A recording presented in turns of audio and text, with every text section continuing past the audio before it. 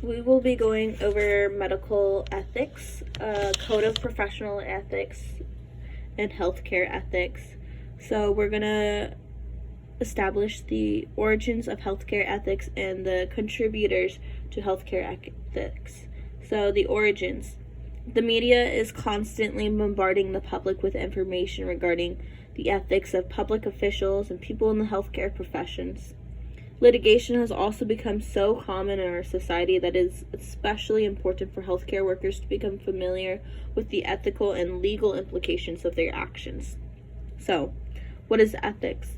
Ethics is a branch of philosophy that may be defined as a systematic reflection on morality. Ethical actions are behaviors within the accepted principles of right and wrong. So, the earliest forms of medical ethics. Ethics may as well have begun in prehistoric times.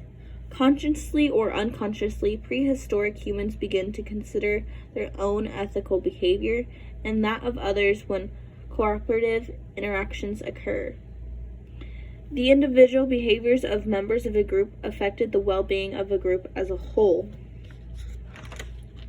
Beginning as far back as 1727 BC, the Code of Hammurabi was an early attempt to regulate medicine for the protection of the patient. It was formulated in Babylonia. Around the same time, Egyptians also sought to regulate the practice of medicine for the good of the patient. The Book of Thoth admonishes Egyptian physicians to abide by the prescription for medical practice or face the penalty of death. Contributors. Pythagoras, a 6th century philosopher, is credited to developing one of the earliest known moral philosophies. He postulated that to have a good life, one should be devoted to mental discipline. It is also said that Pythagoras influenced the development of the Hippocratic Oath, which could be considered one of the first professional codes of ethics. The Hippocratic Oath is actually credited to Hippocrates, a Greek physician who lived from around 460 to 375 BC. The Hippocratic Oath was written in the 1st century BC. Sometime during the 10th or 11th century, the oath became Christianized to eliminate references to pagan gods. The oath focuses on the physician's duty to the patient and other members of the healthcare profession. The writings of ancient Greek philosophers, especially Plato, are seen as precursors for later theories on ethics. In the Republic, Plato presents his theory on morality. He summarized that if people act morally, they are happy, and people generally desire happiness. In their quest for happiness, they will strive to do what is considered morally correct. Of course, Plato's theory can be debated on the grounds that not all persons desire happiness to the same degree, or even know what true happiness is. However, Plato's theory on morality provided a basis for thought on the influence morality has on human behavior. In the 13th century, St. Thomas Aquinas provided the world with the ethical theory based on religion. The natural law theory of Roman Catholic Church, as put forth by Aquinas, stated that people could discover moral principles which may be described as objective truths. Simply by exploring the nature of things, applying reason.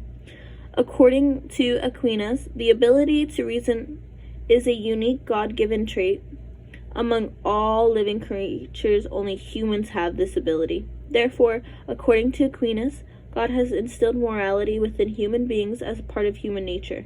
This morality should guide humans in their quest to preserve life, propagate the species, and search for truth in a peaceful society. Moral law is based on human beings' inherent inclinations and ability to use the power of reason when deciding the correct course of conduct. Aquinas' natural law ethics is reported to be the basis for most biomedical issues. In the 16th century, there was an accelerated growth in the exploration of ethics by numerous theorists and the development of traditional ethic theories.